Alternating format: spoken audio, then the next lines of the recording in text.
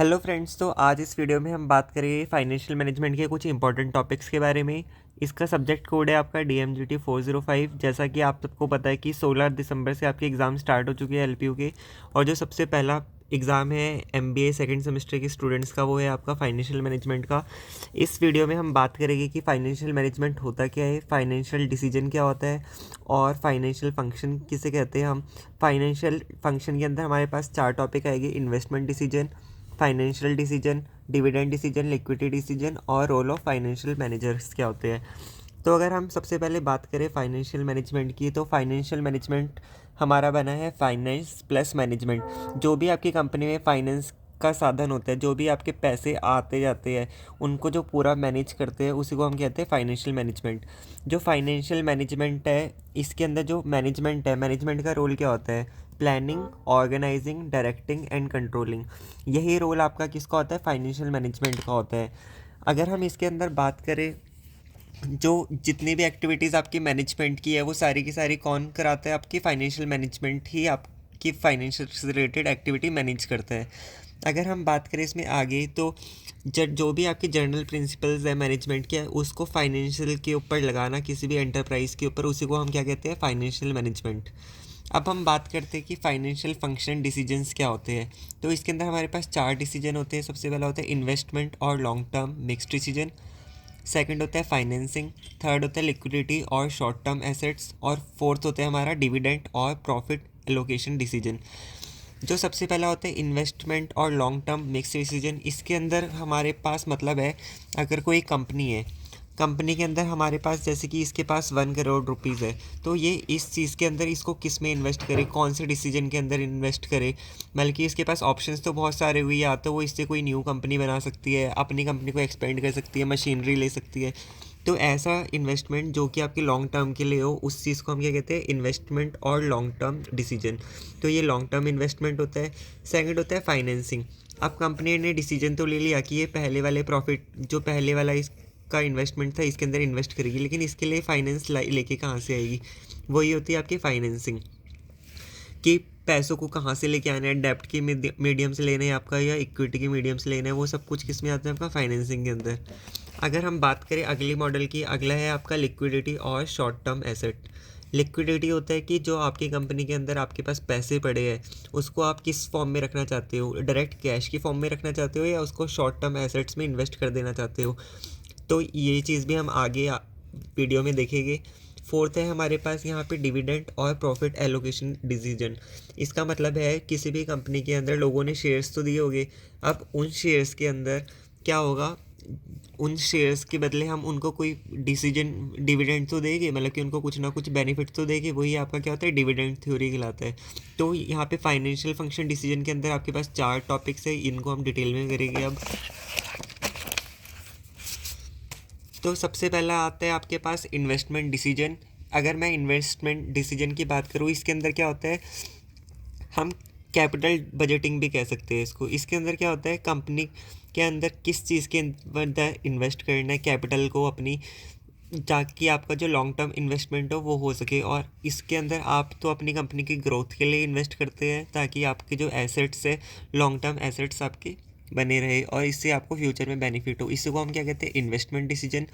इसके अंदर जो 2 मेन एस्पेक्ट होते हैं इसके, वो क्या होता है? सबसे पहले आपको एक प्रोफेबिलिटी ऑफ न्यू इन्वेस्टमेंट देखनी होती है, क्या जो आप न्यू इन्वेस्टमेंट कर रहे हो उसकी कोई प्रोफेबिलिटी है भी या नहीं है। और सेकंड चीज़ है इसके अंदर जो कट ऑफ रेट है, जितने भी आपके पास यहाँ पे सारे के सारे इन्वेस्टमेंट की टेक्निक्स आई थी, न्यू न्यू इन्वेस्टमेंट के मेथड आए थे, उनमें से सबसे ज़्यादा कट ऑफ रेट किसका है वो मेजर करना। तो ये 2 इसके क्या थे? 2 मेजर एस्पेक्ट्स थे। अब हम आगे बात करते हैं सेकंड चीज़ की, फाइनेंशियल डिसीजन। इसके अंदर हमारे पास आता है जो फाइनेंशियल मैनेजर होता है, उसका सबसे पहला रोल फाइनेंसिंग डिसीजन में होता है कि पैसों को कहाँ से इकट्ठा करना है, कब इकट्ठा करना है और कैसे इकट्ठा करना है। व्हेन, वेयर एंड हाउ, कब, कहाँ और कैसे पैसों को, उसको फंड को इकट्ठा करना है।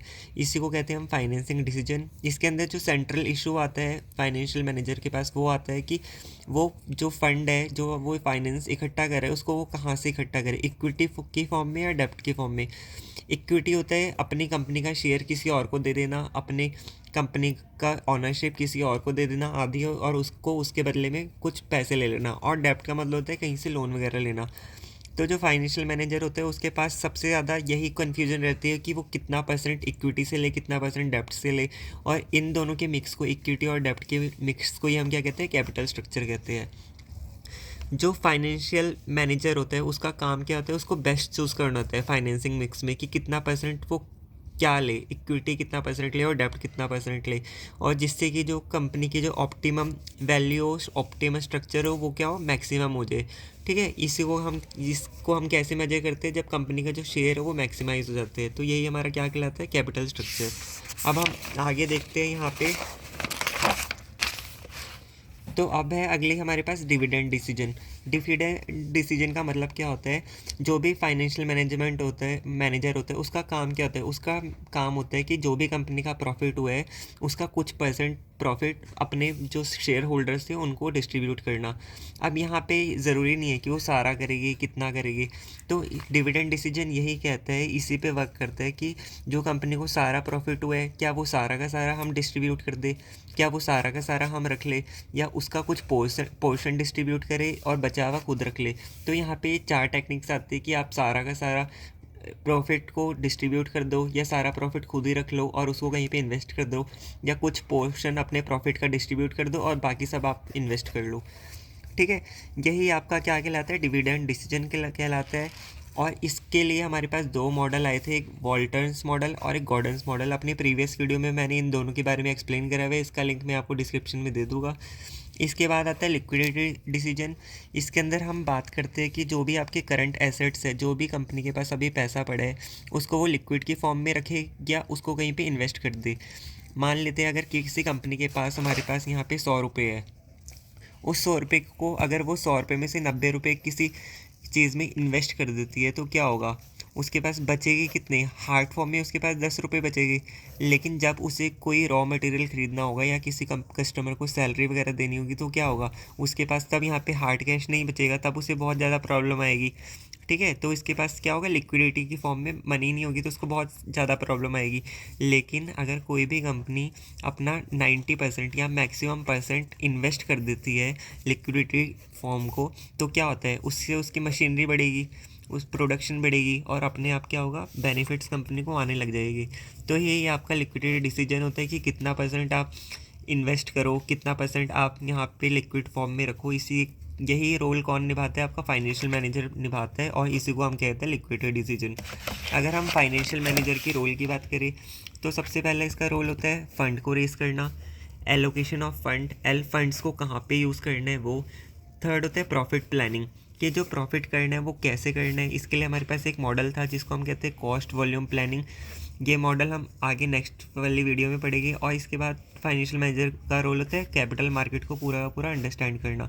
तो फ्रेंड, ये थी अब तक की कुछ वीडियो इंपॉर्टेंट क्वेश्चंस की जो आपका एग्जाम है फाइनेंशियल मैनेजमेंट का, उसका। अगर ये वीडियो आपको पसंद आई please like share and subscribe my channel. मिलते हैं अगली वीडियो में एक नए कंटेंट के साथ।